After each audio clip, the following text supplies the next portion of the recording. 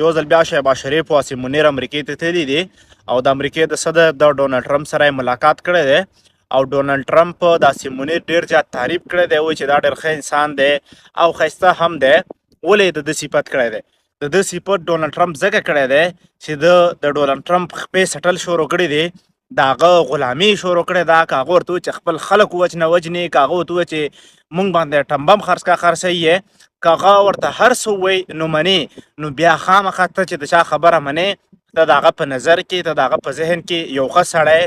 نو عاصم منیر د ډونالډ ټرمپ دپاره یو ډېر ښه سړی دی، یو ډېر بهترین سړی دی او زموږ دپاره د پښتنو قاتل دی. عاصم منیر اوس چې ریسنټلی کوم امریکې ته تللی دی، ورسره شهباز شریف هم دی. که په دغه تګ باندې تاسو لږ شانتې تحقیق وکئ نو موږ ته د ډېر غټ سوال جواب ملاویږي. هغه سوال جواب دا دی چې اوس سعودي یا په قطر باندې کوم اسرائیل حمله کړې وه، نو دوی عرب ملکونه ټول ویرېدل چې په موږ باندې هم حمله کېدی شي د اسرائیل له طرف نه.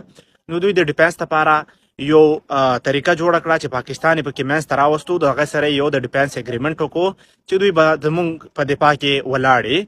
اوس دوی ځکه اګریمنټ وکړلو چې دوی د اسرائیلو نه یېرېدل. تاسو ټولو ته ټولې دنیا ته دا پته ده چې د اسرائیل پر شا باندې امریکا ولاړه ده. نو چې امریکا ولاړه ده نو بیا د دغه چې کم سعودي د پاکستان سره اګریمنټ وکړو، عاصم منیر هم پکې ناستو، نو دغه عاصم منیر روان شو امریکې ته ورسېدو.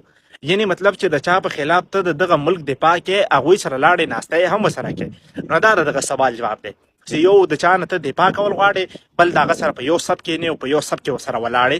عجیبه غوندې ورځې روانې دی، کیدی شي چې په ډېر کم وخت کې د دغه دنیا حالات بدل شي. یو خوا د امریکې د بګرام ایربیز غوښتله، بل خوا د اسرائیلو غزه باندې یو قسم ته پرچې را لړه کول چې موږ غزه پرېږدو. بیا د ډونالډ ټرمپ دا بیان چې موږ غواړو چې اسلامي فوجونه د غزه ته راشي. نو دنیا کې بدلون راتلو والا دی، پته نه لګي چې څه کېږي، خو خدای دې خیر راپېښ کړي.